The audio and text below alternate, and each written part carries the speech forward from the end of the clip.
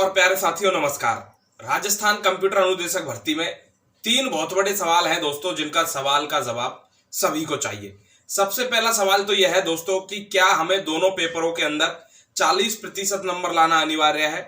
दूसरा सवाल है दोस्तों आप लोगों का कि हमारी जो शैक्षणिक योग्यता है क्या वो अंतिम जो आपकी डेट है एग्जाम की उस तक लाना जरूरी है।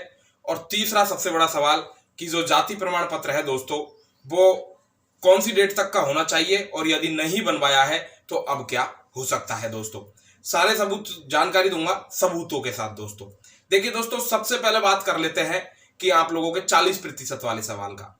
देखिए दोस्तों, जो कोई भी वैकेंसी राजस्थान के अंदर आती है वो आती है कार्मिक विभाग के जो नियम और कायदे कानून है दोस्तों उनको फॉलो करते हुए।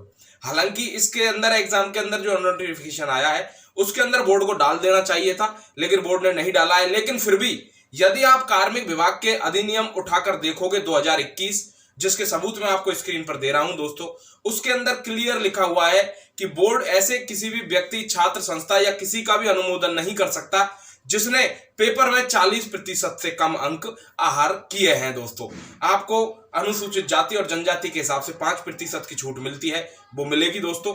लेकिन 40% वाला रूल इस वैकेंसी के अंदर भी लागू होगा, क्योंकि ये वैकेंसी भी कार्मिक विभाग के नियमों के अनुसार ही आई है। दोस्तों तो आपका ये सवाल क्लियर हो गया।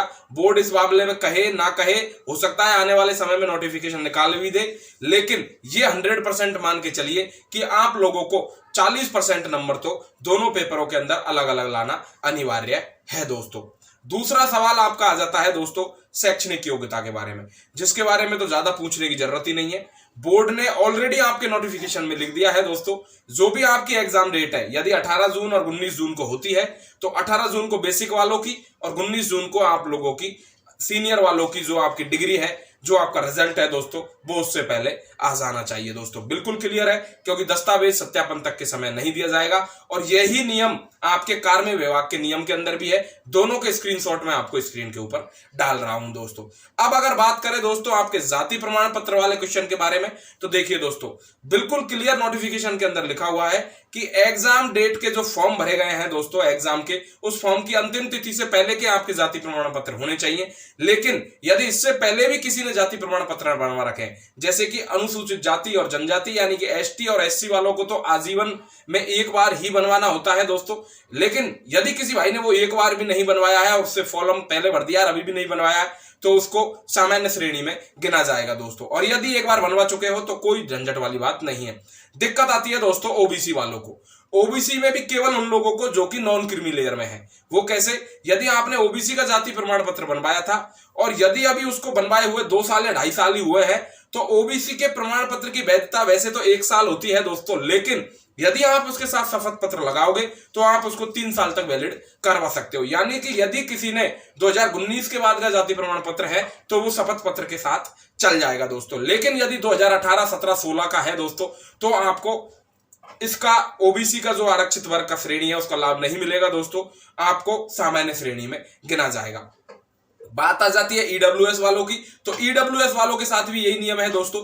आपका जो ईडब्ल्यूएस सर्टिफिकेट है वो 9 तारीख यानी कि 9 मार्च जो लास्ट डेट थी उससे पहले का होना चाहिए। यदि नहीं बनवाया है तो अब कुछ नहीं हो सकता, क्योंकि अब बनवाओगे तो वो 9 मार्च के बाद की डेट आएगी दोस्तों। तो इसका मतलब है कि अब आपको भी सामान्य श्रेणी में गिना जाएगा दोस्तों।